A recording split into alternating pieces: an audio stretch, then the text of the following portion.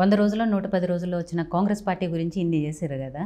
గతంలో మీరు ప్రభుత్వం ఉన్నప్పుడు ఏదైతే కాళేశ్వరాన్ని ప్రతిష్టాత్మకంగా తీసుకొని చేశారో దాంట్లో జరిగిన అవకతవకల గురించి మాట్లాడాలంటే ఏం చెప్తారు? మేడిగడ్డకు సంబంధించి ఎప్పుడైతే పగుళ్ళు వచ్చాయో అప్పటి నుంచి కూడా అలర్ట్ చేసుకుంటూ వస్తే ప్రభుత్వము చిన్న పగుళ్ళే సిమెంట్ రాస్తే పోతుంది ఇలాంటివన్నీ చేసుకుంటూ వచ్చి ఇవాళ అది ఎంత ప్రమాద స్థాయికి చేరిందో చూసారు. పగుళ్ళు వచ్చిన సమయానికి ఎన్నికలు కూడా మొదలైంది. మేము ప్రభుత్వంగా యాక్ట్ చేసే పరిస్థితి లేదు. తెల్లవారి నుంచి వీళ్ళు రాగానే ఆ బాధ్యత తీసుకోవాలి ప్రభుత్వంగా. అది పెద్ద సమస్య కాదు ఇప్పటికి కూడా. ఇంకొకటి ఏంటి, ఆ పగుళ్ళకి నీళ్లు మీరు ఎత్తిపోయడానికి సంబంధం లేదు. ఇది ప్రధానమైన అంశం గమనించాల్సింది. ఆ 3 పిల్లర్లకు ఏదైతే పగుళ్ళు వచ్చినాయో దానికి నీళ్లు లిఫ్ట్ చేయడానికి ఎటువంటి సంబంధం లేదు. నీళ్లు లిఫ్ట్ చేయొచ్చు. వాళ్ళు కనుక ఇప్పుడు ఈ 3 నెలల నుంచి కనుక చేసి ఉంటే ఒక 100 టీఎంసీల నీళ్ళను లిఫ్ట్ చేసి రైతాంగానికి అందించే అవకాశం ఉండే. ఇవాళ ఖాళీ అయిపోయి ఎండిపోయి కనబడుతున్న ప్రాజెక్టులన్నీ నిండా కలకలాడే పరిస్థితి ఉండే. అన్నీ కూడా ఎల్ఎండి కావచ్చు, ఎంఎండి కావచ్చు, ఇవన్నీ కూడా ఇంకా రివర్స్ పంపింగ్లో తీసుకుపోయి ఎస్ఆర్ఎస్పీలో కూడా నింపే అవకాశం ఉండే. అది కూడా చేసి పెట్టినాం మేము. రివర్స్ తీసుకుపోయి పథకాల ద్వారా ఎస్ఆర్ఎస్పీలో కూడా నింపి పెట్టినాం మేము. నిజంగా కేసీఆర్ ఉంటుంటే జరిగేది. ఆ రోజుకి ఇంకా 25-30 వేల క్యూసెక్ల నీళ్ళు గోదావరిలో పోతున్నాయి. ఇవాళకి కూడా 4-5 వేల క్యూసెక్లు రోజు పోతున్నాయి. ఆ రోజు మీరు తీసుకోదలుచుకుంటే రోజు 2 టీఎంసీలు తీసుకునే అవకాశం ఉండే. ఆ తర్వాతకి 1 టీఎంసీ తీసుకునే అవకాశం ఉండే రోజుకి. మీరు ఆ అవకాశాలు పోగొట్టిండ్రు. దాని ద్వారా ఇవాళ ప్రాజెక్టులు ఖాళీ అని. కేసీఆర్ గారు ఉన్నప్పుడు ఏం చేసేది, ప్రాజెక్టు నిండా ఉంచి ఎన్ని అయితే బయటికి తీస్తున్నామో పొలాలకి ఇవ్వడానికి మళ్ళీ అన్ని రీఫిల్ చేసేవాళ్ళు. ప్రాజెక్ట్ ఎప్పుడు కూడా నిండే ఉండాలి అని చెప్పి మేము ఆ జాగ్రత్త తీసుకున్నప్పుడు వీళ్ళు ఏం మాట్లాడినరు, కేసీఆర్ అనవసరంగా కరెంట్ ఖర్చు వేస్ట్ చేసిండు, ఈ నింపి పెట్టిండ్రు, మళ్ళీ వరద వచ్చి కిందికి పోతున్నాయి, ఈ విమర్శ చేస్తారు మా మీద. కేసీఆర్ ఎందుకు నింపి పెట్టేదో ఇవాళ అర్థమవుతాం. ప్రాజెక్ట్ ఎప్పుడు కూడా ఖాళీ లేకుండా ఎందుకు ఉంచాడు కేసీఆర్ అనేది ఇప్పుడు అర్థమవుతుంది.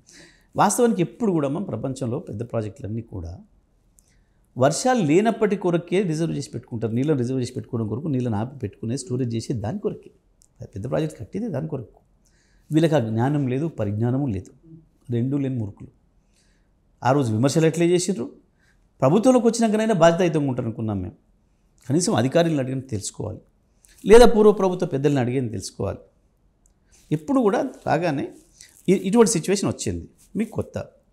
మొట్టమొదటిగా మీరు చేయాల్సింది ఏంది, సెక్రటరీలను అధికారులను పిలిచి ఈ సిచ్యువేషన్ వచ్చినప్పుడు గతంలో ఎప్పుడైనా వచ్చినప్పుడు ఆనాటి ప్రభుత్వం ఎట్లా స్పందించింది, ఏం మీకు ఆర్డర్ ఇచ్చింది, మీకు ఏం ఉత్తర్వులు ఇచ్చింది, ఎట్లాంటి కార్యక్రమాలు తీసుకున్నారు, ఎట్లాంటి ప్రత్యామ్నాయాలు తీసుకున్నారు, ఎటువంటి జాగ్రత్తలు తీసుకున్నారు, ఇవి అడిగి చేయాలి. అది లేదు, ఇది లేదు. గత ప్రభుత్వంలో జరిగినవన్నీ తప్పిదాలనే కదా. ఇంకా అట్లాంటప్పుడు ఆ గత ప్రభుత్వం ఏం చేసింది అనేది మాట్లాడతారు. విద్యాశాఖలో అలాగే విద్యుత్ శాఖలో ప్రతి శాఖలో కూడా అవకతవకలే ఉన్నాయని కదా. అసెంబ్లీ సాక్షిగానే మీకు అక్కడ మంత్రుల మధ్య కొట్లాటైంది కదా. నేను ఛాలెంజ్ చేసిన కదా. ఇంకొకటి ఏం ఏడ్చిర్రు, అప్పులు ఏడ్చిర్రు. మరి ఇప్పుడు మీరు వచ్చి మొదలుపెట్టి 100 రోజులు కాకముందే 15,000 కోట్ల అప్పులు తెచ్చిర్రు. మీరేం చేస్తున్నారు? 15,000 కోట్ల అప్పులు తినేసిరా మీరు? అయితే ఇప్పుడు తెచ్చిన అప్పులని తినేస్తున్నారా ఏందన్నట్టు? మీరు ఇచ్చిపోయినాడు అప్పులే కదా మాకు ఇచ్చింది. మీరు ఇచ్చిపోయినాడు మాకు అప్పులే. నేను లెక్కలతో సహా చూపించినాను కదా. నేను చూపించడం ఏంది, వాళ్ళ వైట్ పేపర్లో వాళ్ళే ఇచ్చింది కదా.